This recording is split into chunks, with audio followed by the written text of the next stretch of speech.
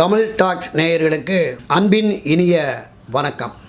இப்போ இந்த பதிவில் நாம் 2024 நாடாளுமன்ற பொது தேர்தல் முடிந்த பிறகு அரசியல் கட்சியினுடைய செயல்பாடு எப்படி இருந்தது அப்படிங்கிறது தொடர்பாக தான் நாம் பார்க்க போகிறோம்.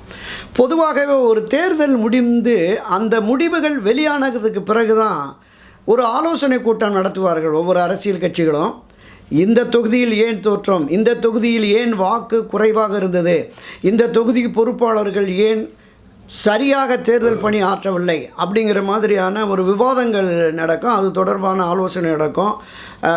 சில பேர் நடவடிக்கைகள் கூட எடுப்பாங்க. ஆனால் இந்த தேர்தல் முடிந்த அடுத்த 1-2 நாட்களிலேயே எல்லா அரசியல் கட்சிகளிலும் ஒரு பரவலான பரபரப்பும் குற்றச்சாட்டுகளும் இந்த தேர்தலில் சரியாக களப்பணி ஆற்றாதவர்கள் மீது புகார்களும் தொடர்ந்து வந்துகிட்டு இருந்தது. அது தொடர்பாக ஒவ்வொரு அரசியல் கட்சிகளும் எந்த விதமான நடவடிக்கைகள் எடுத்தாங்க அப்படிங்கிறத இந்த பதிவில் நம்ம பார்க்கலாம். திராவிட முன்னேற்ற கழகத்தை பொறுத்தளவில் தேர்தல் வாக்குப்பதிவுக்கு ஒரு வாரத்திற்கு முன்பாகவே அவர்களுடைய மாநில உளவுத்துறை, அதை தாண்டி மரியாதைக்குரிய முதலமைச்சர் திரு ஸ்டாலினுடைய மருமகன் சபரீஷனுடைய பின்னணியில் இயங்குகிற பெண் அப்படிங்கிற ஒரு அமைப்பு, இவர்களுடைய அந்த ஆய்வு, அவர்கள் நடத்திய தொகுதி வாரியான ஆய்வின் முடிவில் 10 தொகுதிகளில் திமுக பின்னடைவை சந்திக்கும் அப்படிங்கிற மாதிரி ஒரு தகவல்கள் கொடுத்துருக்குறாங்க. ஸோ உடனே அந்த 10 தொகுதிகளுக்கு பொறுப்பாளர்களாக இருக்கிற அமைச்சர்களையும் மாநில மாவட்ட நிர்வாகிகளையும் நாடாளுமன்ற சட்டமன்ற உறுப்பினர்களையும் திரு ஸ்டாலின் அழைத்து கடுமையாக எச்சரிக்கை விடுத்தார் அப்படின்னு நம்ம ஊடகங்களில், வலைத்தளங்களில், ஏன் காட்சி ஊடகங்கள், பத்திரிகைகளில் கூட செய்திகள் வெளியானது. இவர்கள் மீது இந்த தொகுதியில் சரியான தேர்தலுடைய திராவிட முன்னேற்றக் கழகம் மற்றும் திராவிட முன்னேற்றக் கழகத்தில் அணி சேர்ந்துள்ள கூட்டணி கட்சிகளுடைய வேட்பாளர்களுக்கு நீங்கள் கடுமையாக உழைத்து வெற்றி தேடித்தர வேண்டும், இல்லை என்றால் உங்கள் மீது கடுமையான நடவடிக்கை எடுப்பேன் என்று அவர்களை எச்சரித்ததாகவும் செய்திகள் நமக்கு கிடைத்தது. இதே போல் அந்த பெண் நிறுவனம் அவர்கள் எடுத்த ஆய்வுலையும் கூட ஒரு கிட்டத்தட்ட 8லிருந்து 10 தொகுதிகளில் திமுகவுக்கு ஒரு பின்னடைவு, சரிவு, ஒரு 5-6 தொகுதிகளில் தோல்வியவே தழுவும் அப்படிங்கிற மாதிரியெல்லாம் கூட அவங்க அந்த ஆய்வு அறிக்கையை சமர்ப்பித்திருந்தாங்க. ஸோ இதன் அடிப்படையில் தான் எச்சரிக்கையை முதலமைச்சர் கொடுத்தாரு. தேர்தலுக்கு பின்னரும் கூட இந்த புகார்கள் வர ஆரம்பிச்சது. வேட்பாளர்களே, நீங்கள் எங்கள் தொகுதிக்கு போட்ட அமைச்சர்கள் எங்களோடு ஒத்துழைப்பு தரவில்லை, எங்களுடைய வெற்றிக்கு சரியாக பிரச்சாரம் செய்யவில்லை அப்படிங்கிற மாதிரி ஒரு 6-7 அமைச்சர்கள் மீது திராவிட முன்னேற்ற கழக வேட்பாளர்களும் திராவிட முன்னேற்ற கழகத்திலே கூட்டணி சேர்ந்திருக்கிற காங்கிரஸ் கம்யூனிஸ்ட் வேட்பாளர்களும் கூட புகார்கள் தெரிவித்திருக்கிறார்கள் அப்படின்னு. ஆக இந்த புகார்களின் அடிப்படையில் இந்த தேர்தல் முடிவு அறிவிக்கப்பட்ட ஜூன் 4ஆம் தேதி தேர்தல் முடிவு அறிவிக்கப்படும். 5ஆம் தேதி 6ஆம் தேதியிலிருந்தே நடவடிக்கை தொடரும் அப்படிங்கிற மாதிரியும் செய்திகள் வருகிறது. திராவிட முன்னேற்றக் கழகத்திலே ஒரு 5-6 அமைச்சர்கள் நீக்கப்படுவார்கள். சரியாக தேர்தல் பணியாற்றாத அல்லது உள்ளடி வேலைகள் பார்த்த அமைச்சர்கள் சிலருடைய பதவி பறிப்பு, இலாகா மாற்றம், மாவட்ட செயலர் பொறுப்பிலிருந்து வெளியேற்றப்படுவார்கள் அப்படிங்கிறது பரவலாக அந்த செய்திகள் வந்து கொண்டிருக்கிறது. இது திமுகவில். அனைத்து இந்த அண்ணா திராவிட முன்னேற்ற கழகத்திலையும் இதே நிலைப்பாடை கொண்டிருக்கிறார்கள். திரு எடப்பாடி பழனிசாமி அவர்கள் நிர்வாகிகள் கூட்டத்தை கூட்டி அந்த நிர்வாகிகள் மத்தியிலே பேசுகிற பொழுது, இந்த தேர்தலில் நீங்கள் யாரும் சரியாக தேர்தல் பணியாற்றவில்லை, நம்முடைய கழக வேட்பாளர் வெற்றிக்காக நீங்கள் யாரும் தீவிரமாக தேர்தல் பணி செய்யவில்லை, பல பேர் கட்சிக்கும் தலைமைக்கும் விசுவாசமாக இல்லை, சோரம் போய்விட்டீர்கள் அப்படிங்கிற மாதிரியெல்லாம் கடுமையான விமர்சனத்தை முன்வைத்திருக்கிறார், எச்சரிக்கை விடுத்திருக்கிறார். அந்த கூட்டத்தில் மாவட்ட செயலாளர்கள் விளக்கமளிக்க எழுந்தபோது, நீங்கள் எந்த விளக்கமும் சொல்ல தேவையில்லை, போதுமான ஆதாரபூர்வமாக என்னிடம் புகார்கள் வந்திருக்கிறது, அதையெல்லாம் முழுமையாக நான் வெளியிலே சொன்னால் உங்களால் தாங்க முடியாது என்கிற அளவிற்கு எச்சரித்தார் அப்படிங்கிற மாதிரி இருக்குது.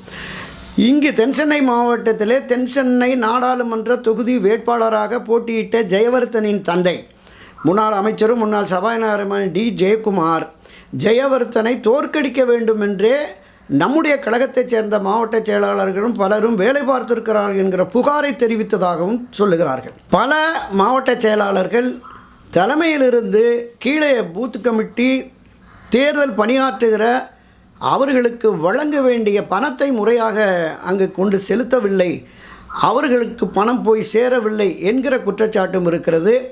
இந்த நான் குறிப்பிட்ட ஜூன் 4ஆம் தேதி தேர்தல் முடிவு வெளிவந்த பிறகு அதிமுகவிலும் பல களையெடுப்புகள் நடைபெறும், பலருடைய நீக்கம் இருக்கும் என்கிற மாதிரியான தகவல்களும் வருகிறது. இதே நேரத்தில் திரு எடப்பாடி பழனிசாமி ஒற்றை தலைமை என்று வந்து சரியான வேட்பாளர்களை களமிறக்கவில்லை, சரியான தேர்தல் வியூகம் வகுக்கவில்லை, வெற்றி பெறும் வாய்ப்புள்ளவர்களுக்கு தேர்தலில் போட்டியிட வாய்ப்பளிக்கவில்லை. இதே நிலை தொடர்ந்தால் இந்த 2024 நாடாளுமன்ற தேர்தலில் வெற்றி சாத்தியமில்லை, வாக்கு சதவீதமும் மிக குறைவாக இருக்கும். எனவே இந்த ஒற்றை தலைமை என்கிற நிலைப்பாட்டிலிருந்து மாறி மீண்டும் கழகத்தை ஒன்றிணைக்க வேண்டும் என்கிற பார்வையும் அதிமுக வட்டாரத்தில் வந்துவிட்டதுங்கிறது தான் இப்போ வருகிற தகவல்களாக செய்திகளாக இருக்கிறது. குறிப்பாக புரட்சித் தலைவர் எம்ஜிஆர் காலத்திலிருந்து அரசியல் பயணப்பட்டு கொண்டிருக்கிற திரு KA செங்கோட்டையன் தலைமையில் மூத்த நிர்வாகிகள் சிலர் இது தொடர்பான ஆலோசனைகளை நடத்தி வருவதாகவும் நமக்கு தகவல்கள் செய்திகள் வந்து கொண்டிருக்கின்றன.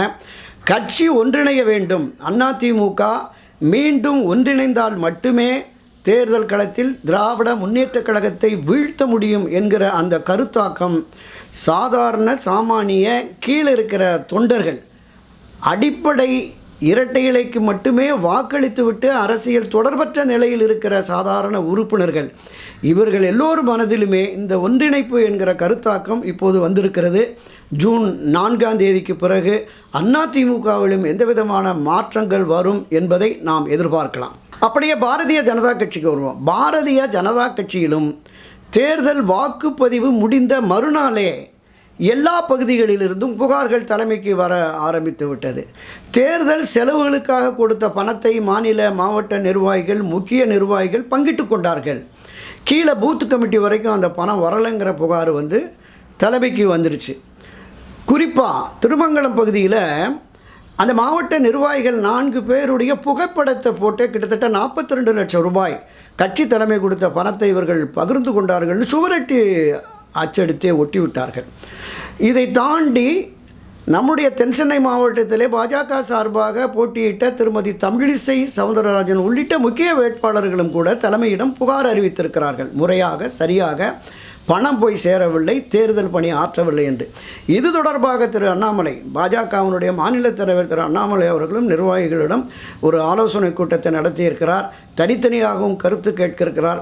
எனவே தேர்தல் முடிந்ததும் அவர்களும் பாஜக தரப்பிலும் பல்வேறு விதமான நடவடிக்கை, மாநில மாவட்ட நிர்வாகிகள் மாற்றம், புதிய நிர்வாகிகள் நியமனம் என்பது போன்ற விஷயங்கள் வரும் அப்படின்னு அந்த தரப்புலையும் சொல்கிறாங்க. பொதுவாக நான் தொடக்கத்தில் குறிப்பிட்டது மாதிரி ஒரு தேர்தல் முடிவுக்கு பிறகுதான் எந்த ஒரு அரசியல் கட்சியும் அந்த தேர்தலில் என்ன நிகழ்ந்தது, யாரெல்லாம் எதிர் நிலைப்பாட்டை எடுத்தார்கள், யாரெல்லாம் கட்சி விரோத செயல்களில் ஈடுபட்டார்கள் என்பது தொடர்பான ஒரு ஆய்வு ஆலோசனை நடத்தி, இன்னும் சொல்லப்போனால் அதற்கென்று ஒரு குழு நியமித்து விசாரணைகள் நடத்தி நடவடிக்கை எடுக்கும். ஆனால் தேர்தல் ரிசல்ட்டு, அதனுடைய முடிவு அறிவிக்கப்படுவதற்கு முன்பாகவே இத்தகைய நிலைப்பாடு என்பது இந்த தேர்தல் அரசியலில் ஒரு புதிய வியூகமாக தான் நாம் பார்க்குறோம்.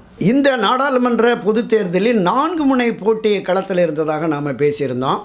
திராவிட முன்னேற்றக் கழகம், அனைத்து இந்திய அண்ணா திராவிட முன்னேற்றக் கழகம், பாரதிய ஜனதா கட்சி, இந்த 3 அணிகளின் சார்பாக நடைபெற்ற இந்த ஆய்வு ஆலோசனை கூட்டம், எச்சரிக்கை, இது தொடர்பாக நாம் பார்த்தோம்.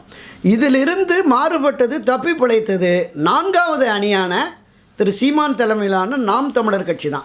40 இடங்களில் போட்டியிட்டு 40 பேருமே களப்பணியாற்றி ஒரு கணிசமான வாக்குகளை நாம் பெற்றுவிடுவோம் என்று ஒருங்கிணைந்து செயல்பட்டதன் காரணமாக அந்த கட்சிக்குள்ளே எந்தவித விமர்சனமும் புகார்களும் இல்லை என்பதையும் நாம் பார்க்கணும். மீண்டும் அடுத்த பதிவில் சந்திப்போம். நன்றி, வணக்கம்.